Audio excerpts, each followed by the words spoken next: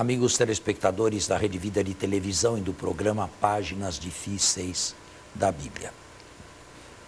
Eu tenho a impressão que fui claro e, tanto quanto pude e consegui, fui exaustivo na semana passada ao falar da nossa ressurreição. Certo? Faltou Sim. alguma coisa? Não, acredito que não. Quer acrescentar alguma coisa? Não, acho que foi muito bem explicado. Talvez aquela última parte que nós conversávamos há pouco, que falávamos há pouco aqui.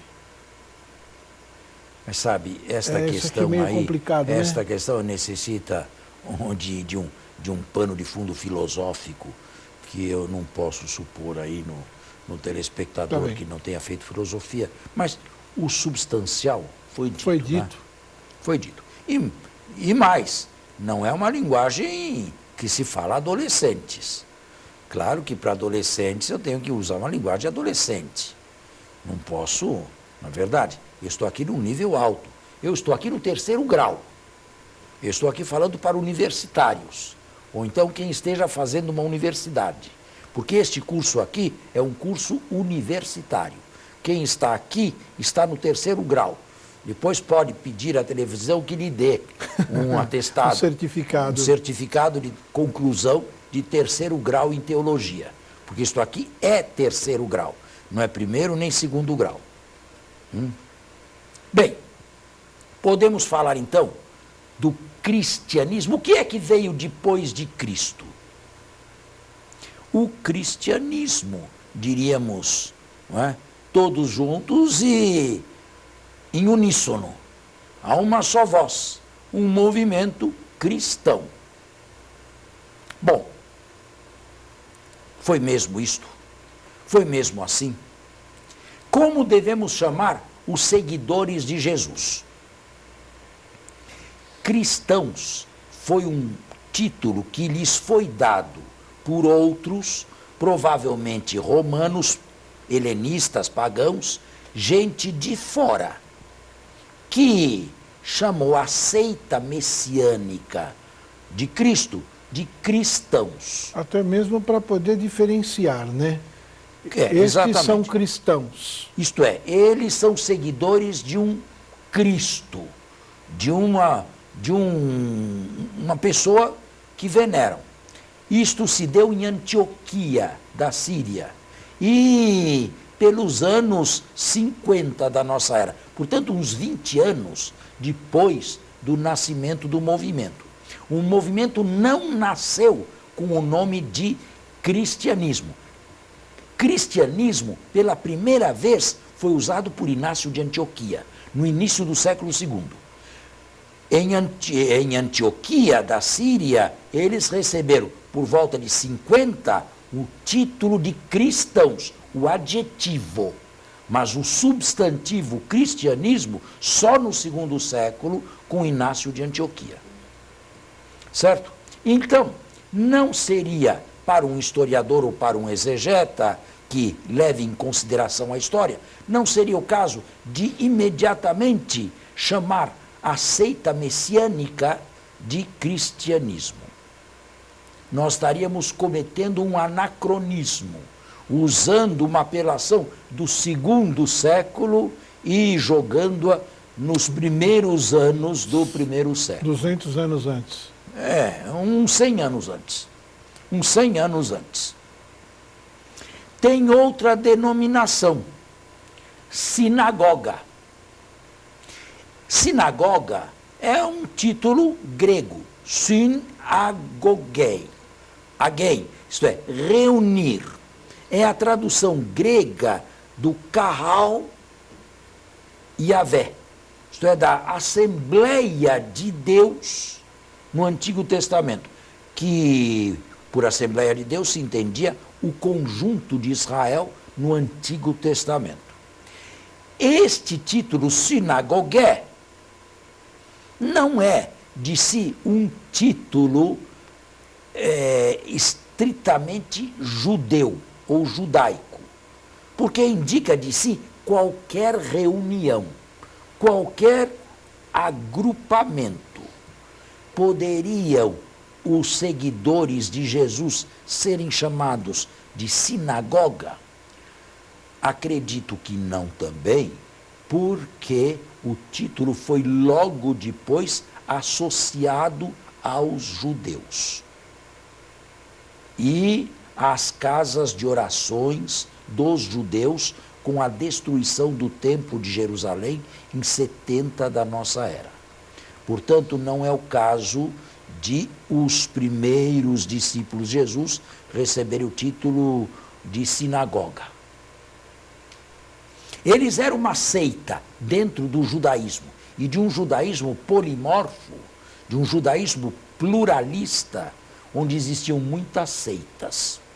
Flávio Joséfo, ele elenca 4, os fariseus, os essênios, os saduceus, né? Os herodianos, e esta aqui seria uma seita a mais. Eliminado cristianismo e sinagoga, há quem diga que a seita poderia receber o nome de santos. E Paulo realmente fala na sua carta aos santos que estão em. Porém, este título é um título mais teológico, mais espiritual, do que propriamente sociológico, social. Querer definir um grupo por santos, isto aqui não seria de bom tamanho. A mesma coisa eleitos, ekletoi, do grego. São eleitos, sim, e Paulo os chama de eleitos, mas é uma denominação que não cabe sociologicamente ou historicamente, porque diz respeito ao interior e não ao exterior.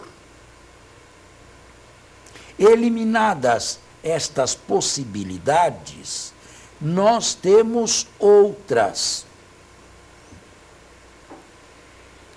Por exemplo, os nazarenos.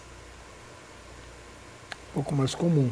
Esta recebe um respeito um pouco maior.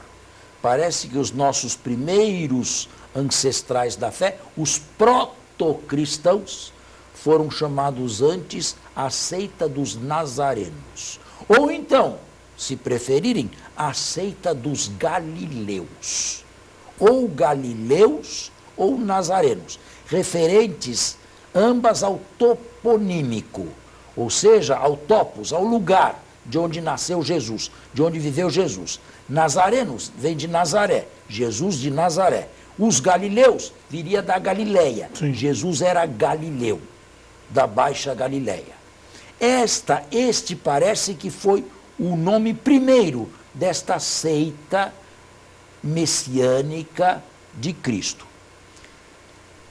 Ela deve ter sido conhecida assim pelos de fora. Os de fora deveriam chamá-los, nos anos 30, 40, de os galileus, ou então os nazarenos, mas não ainda os cristãos. Isto não foi feito em Jerusalém, e sim em Antioquia, um pouco mais tarde.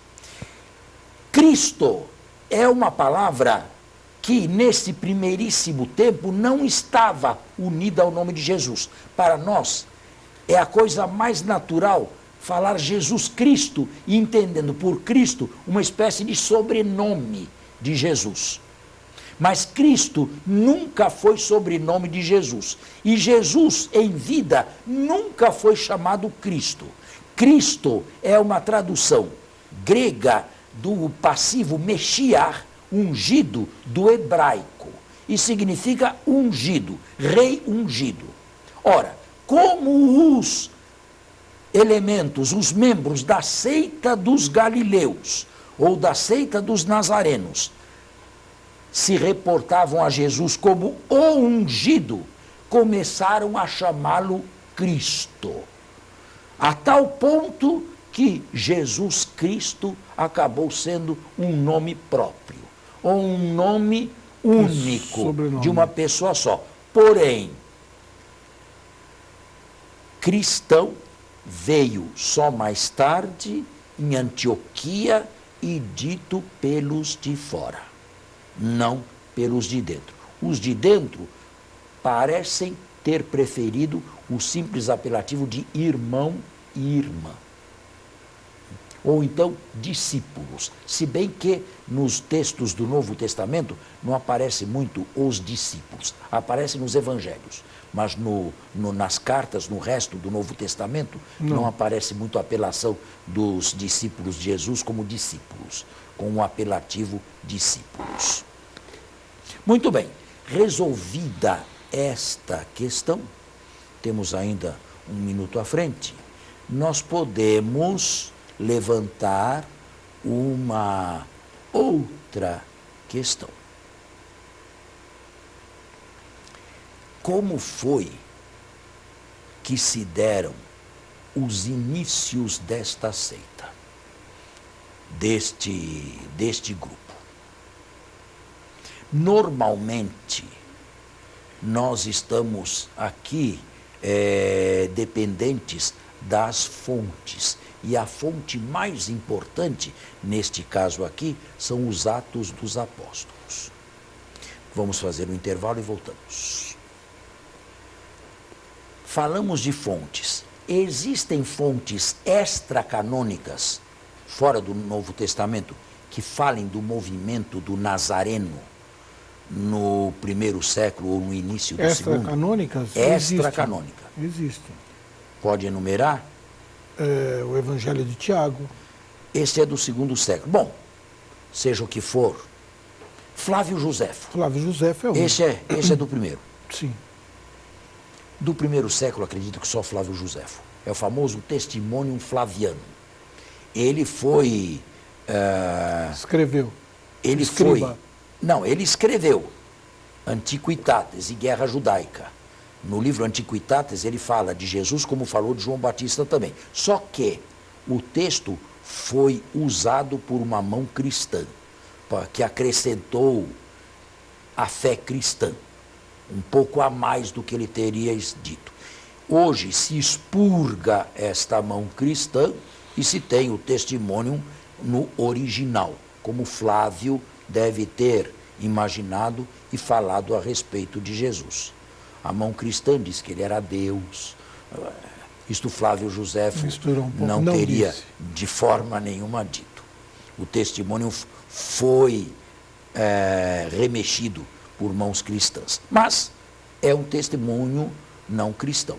Segundo, Tácito, um historiador romano do início do século II, na história de Roma, explica que o imperador Nero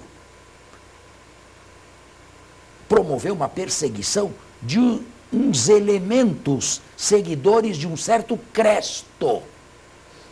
Ele assim escreve, confunde Cristo com Cresto, que, segundo Nero, teriam sido os culpados pelo incêndio de Roma, incêndio provocado pelo próprio imperador, mas de que acusou os cristãos, os seguidores de Jesus, um incêndio doloso, e provocou a primeira grande perseguição dos anos 64 a 67 da nossa era. Nero se suicidou em 68. Estes afirmam que Nero levou estes cristãos a martírios terríveis. Uns foram crucificados, outros foram queimados vivos, tochas ardentes vivas nos jardins do imperador. Entre eles, Pedro também, como escreve uns 30 anos mais tarde, Clemente Romano, delatado. Bem, isto tudo diz Tácito. Ele não era absolutamente favorável ao cristianismo. Tudo que não presta chega em Roma imediatamente, como essa seita desprezível. Mas é honesto, eles não foram os incendiários de Roma. Foram injustamente culpados pelo imperador, mas foi o imperador em pessoa o responsável por este incêndio. Temos, terceiro, Suetônio.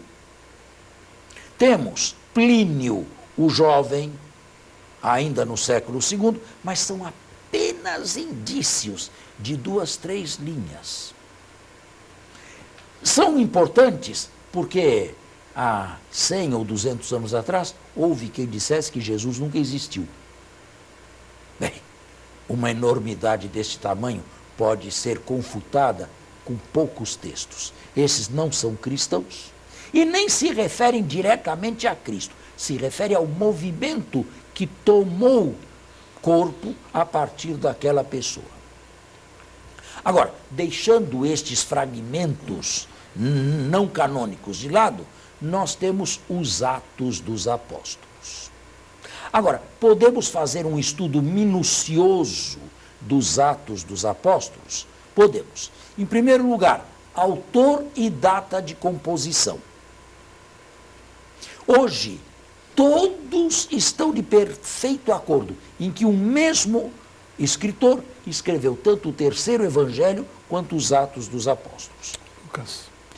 Como se chega a isto? A gramática é a mesma. As construções gramaticais são as mesmas.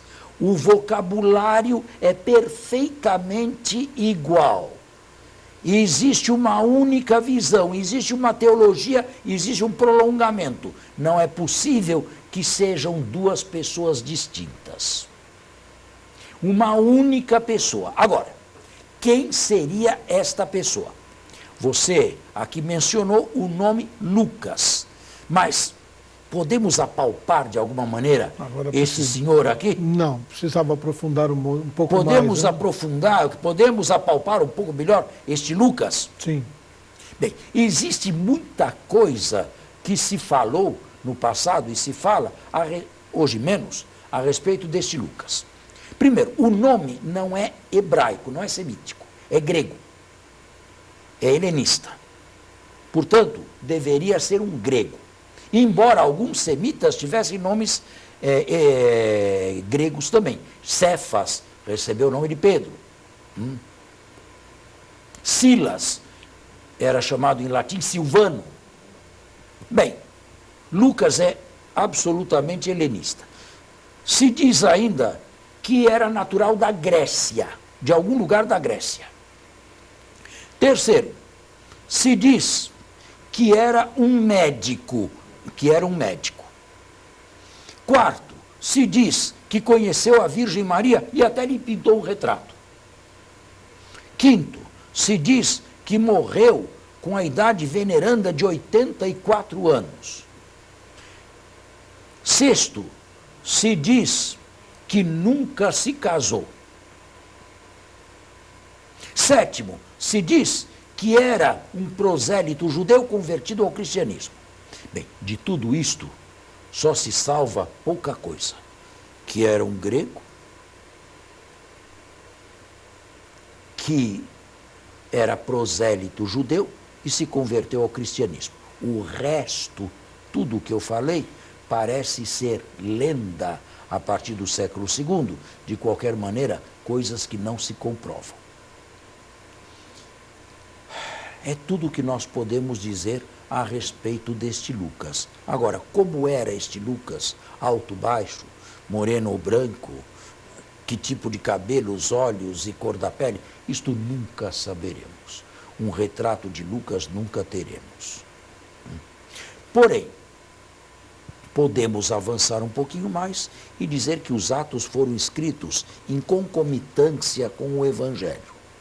Portanto, se dá o Evangelho à década de 80 da nossa era, deve ser dado o mesmo tempo, espaço de tempo para a composição dos Atos dos Apóstolos. Espera um pouco. Cada Evangelho, João, Mateus, Lucas, foi Marcos, isso foi escrito para essas comunidades. Marcos foi o primeiro, é o mais antigo. Logo depois vem Mateus e Lucas, mas cada um escrevendo para uma determinada região. Não havia ainda a grande igreja. E como fazer uma concomitância com Atos que foi... Porque o autor é o mesmo. Tá, mas se foi... Então, esclarece aqui, padre. Se eram comunidades Sim, um mesmo autor, Lucas, Sim. deve ter escrito os 2 tomos, os 2 volumes, para uma determinada comunidade ou algumas comunidades da Grécia. Mais do que isso, nós não podemos afirmar. Mais do que isso, é impossível dizer. Um mesmo autor. Mas só diz que os Atos, então, eles estão em concomitância com o terceiro evangelho. Ou seja, o terceiro evangelho. É, com o terceiro evangelho. Bem, não com todos. Não.